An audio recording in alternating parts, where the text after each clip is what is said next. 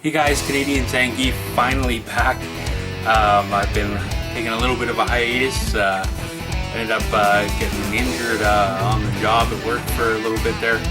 So I was having a hard time getting myself motivated to make videos. And you know, I was a little beaten and bruised up, so it wasn't quite as pretty as I normally am.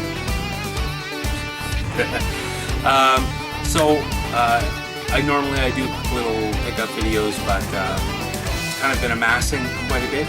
So I'm going to be trying to blow through quite a bit of it right now. It might end up being quite a bit longer than normal, but the only way it's going to get through is if we just go right through it. Let's take a look.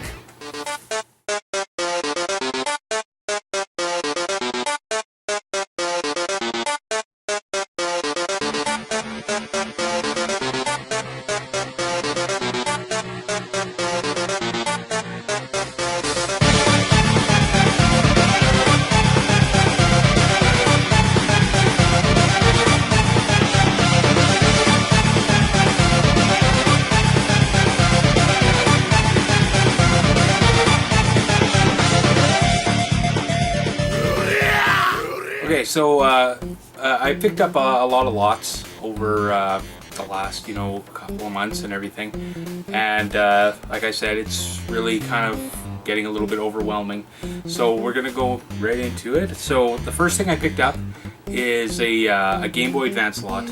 I picked it up on Facebook for like a really good price. It was like an auction site, and here it is.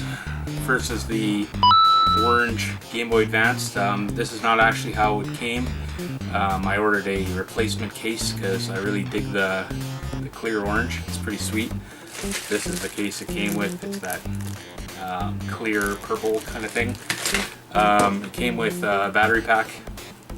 These are actually kind of hard to find sometimes, and the charger cord, but it's somewhere else plugged in, and this little flip light that fits on top. I'm not going to use this, it's kind of lame, but the biggest reason why I picked it up was for the games, one in particular. We'll get to that one last. So part of that lot, I got Golden Sun for the Game Boy Advance. I already have one, so this is a double. I got Space Invaders for the regular Game Boy. I got Alone in the Dark for the Game Boy Color. These ones I have custom cased because they're actually gone right into my collection. Super Bust-A-Move for the Game Boy Advance. Super Mario World Advance 2.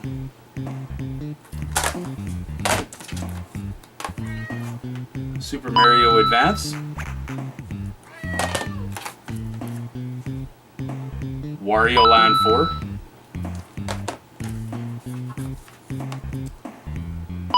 Sonic Advance.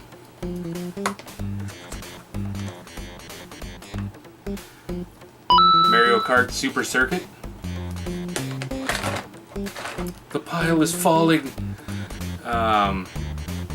Crash Bandicoot Huge Adventure. And the whole reason why I got the lot is I've been wanting it for a long time, and it was, I paid like, I think it was like $100 or $90 for the entire lot, and this alone almost makes up that entire amount. That's 90 Canadian, by the way, and that's Resident Evil Gaiden. I love this game. It's so quirky and weird, but it's difficult. It's gonna take me a while to beat this one. So right after I got that lot, I'm all pepped up on the Game Boy Color, so I'm all, gotta get some of the stuff that I've been looking for. And I went to my local retro game store, had a ton of credit, and I ended up picking up Metal Gear Solid for the Game Boy Color. This is also a very fun game. Previously I had a repo copy of it, and I gave it to Neptune Joe when he came and visited me a couple months ago. But yeah, sweet game.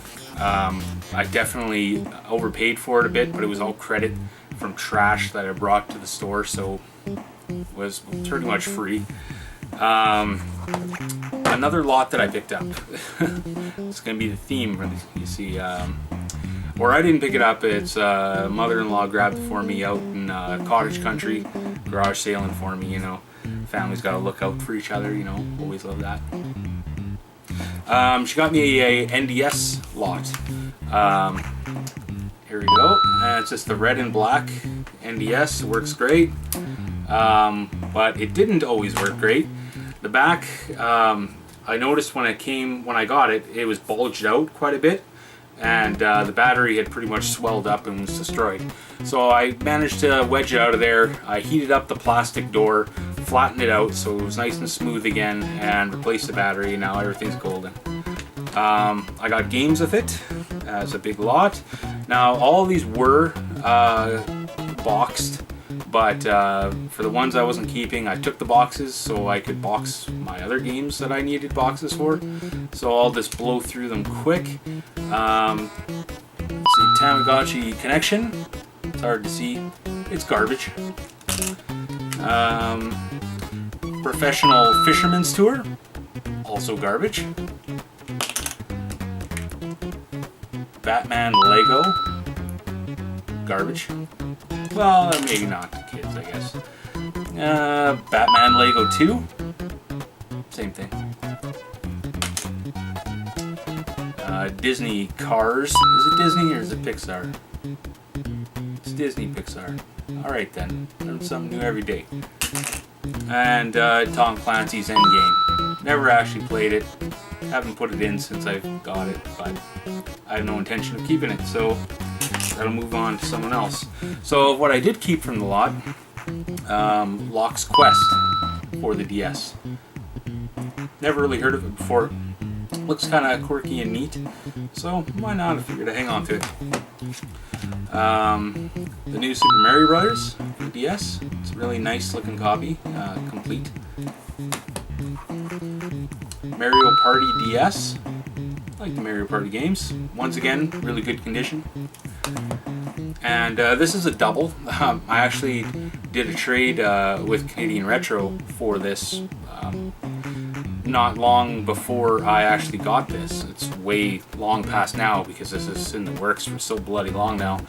And that's Super Mario 64 DS. Now, this is slightly better condition than the one I actually got from Canadian Retro. So I kept this one and I put the other one in my trade box, you know. Still don't regret the trade, you know. It was a solid trade, and I made use of the case. That's another lot that I picked up. This is a little bit more recent. I'm on a huge Game Gear kick right now.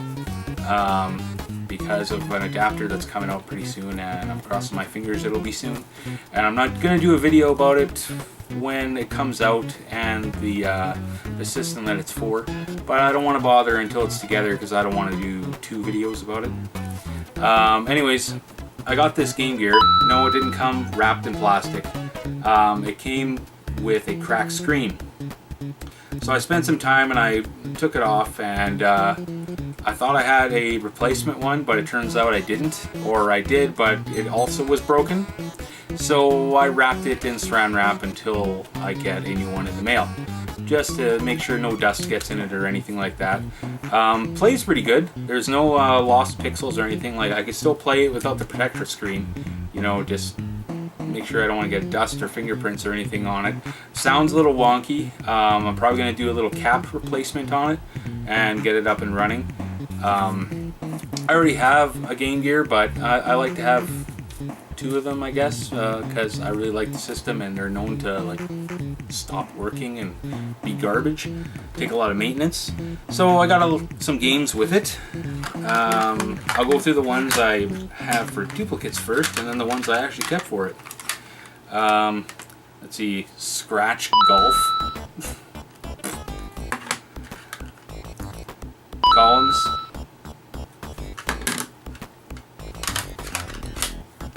Shinobi for the Game Gear. It's actually a really good game.